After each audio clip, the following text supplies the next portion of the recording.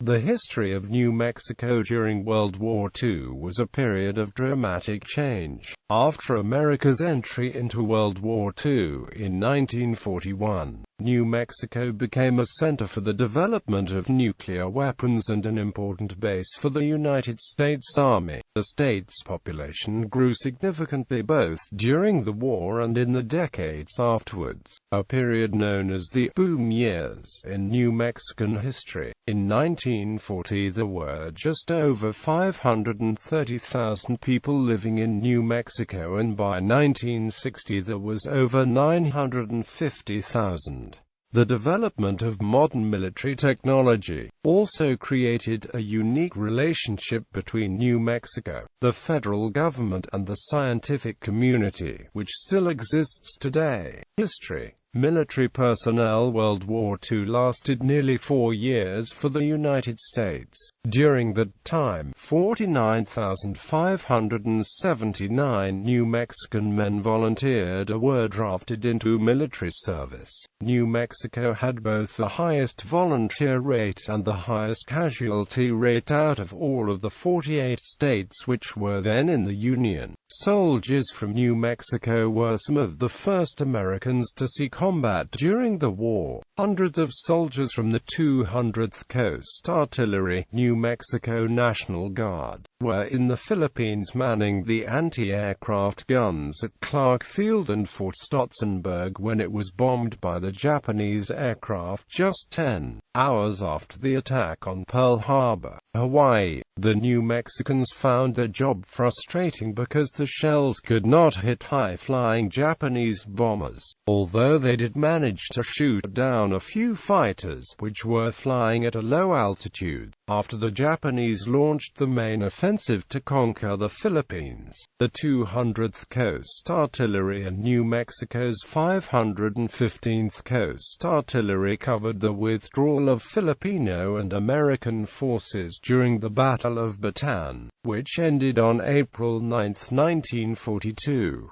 The New Mexicans then took part in the Bataan Death March, in which thousands of Allied prisoners of war were killed during a forced march from the battlefield to camps at Balanga, where they remained until the end of the war. Of the 1,800 New Mexican troops serving in the Philippines, only 800 returned home. Many of the famed Navajo code talkers came from New Mexico, in need of a way to protect communications from Japanese eavesdroppers. The Marine Corps raised several outfits of Navajo radiomen who could use the native language as a code on the battlefield. The first group, which consisted of 29 men, was recruited by Philip Johnston, a World War I veteran who was fluent in the Navajo language. Johnston and the original 29, as they were known, are credited with developing the code. However, it was modified and improved by others as the war progressed. At least 540 Navajos served in the Marine Corps during World War II, about 400 of whom were trained as code talkers. Because many of them lacked birth certificates, it was impossible to verify the age of some recruits. After the war it was revealed that boys as young as 15 had enlisted. Navajo code talkers fought in every major campaign of the Pacific Theater between 1942 and 1945, from Guadalcanal to Okinawa. They saved countless lives with simple transmissions and also helped hasten the war's end. The code was never broken and continued to be used by American forces during the Korean War and at the beginning of the Vietnam War. Military installations. Several military installations were built in New Mexico just after the war began, including air bases, prisoner of war camps and internment camps.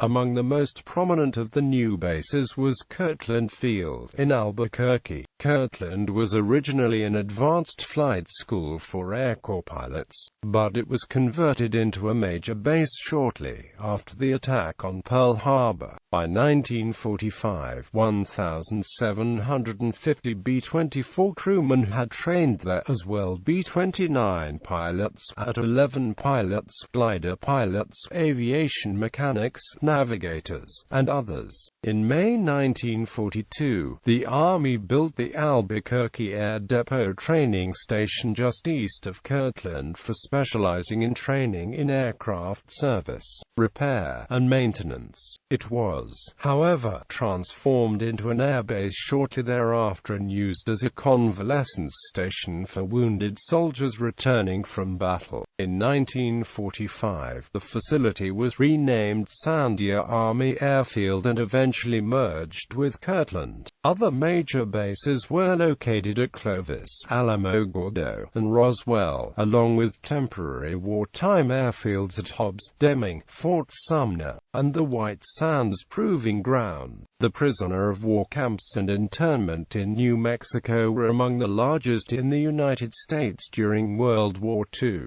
Most of the prisoners were Germans that had been captured during the North Africa campaign, although there were also some Italian soldiers. Camp Roswell, located next to Walker Army Airfield, was home to 4,800 Germans and Italians. Camp Lordsburg, located near the town of Lordsburg, also had Germans and Italians, as well as some 600 Japanese internees. Another 1,900 Japanese internees were housed at Camp Santa Fe, which was located near the capital city of Santa Fe. Life at the camps was mostly peaceful and unexciting. However, there was an incident in 1942 involving the shooting deaths of 2 Japanese internees at Camp Lordsburg, and a small riot at Camp Santa Fe in 1945. There was also at least one notable escape attempt. 4 sailors, who had been captured aboard the SS Columbus, Indiana, 1939, slipped out of the German internment camp at Fort Stanton on the night of November 1, 1942.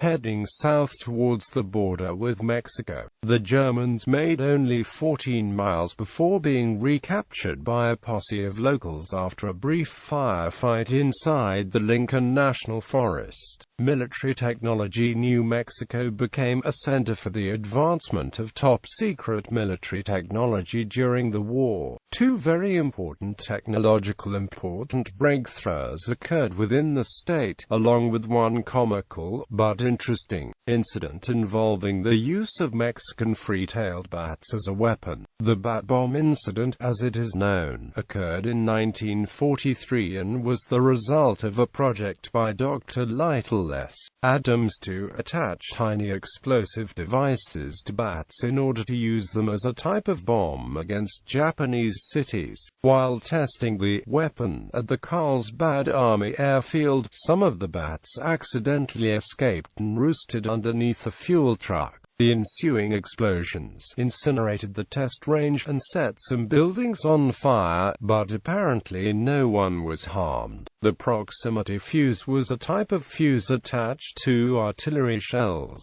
making them explode within the proximity of a target, rather than on impact. Testing of the proximity-fused anti-aircraft shells was carried out from Kirtland Field as early as 1943.